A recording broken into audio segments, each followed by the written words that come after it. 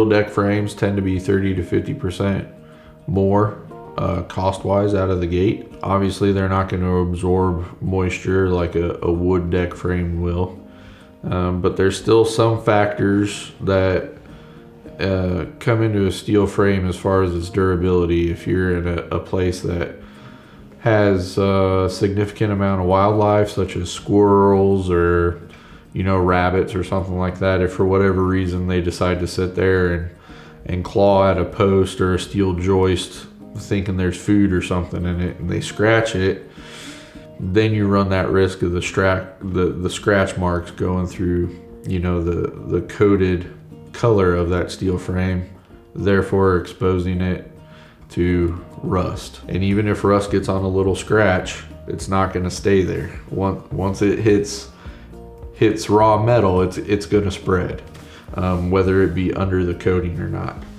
Wood deck frames, if they're maintained properly, and again, maintenance is make sure you have enough ventilation underneath your deck to dry it out from the bottom, some sort of sunlight at some point throughout the day to draw moisture out of those joists from the top. You're looking at 20 to 30 years at least with a wood frame deck. So it all comes down to cost, homeowner to homeowner.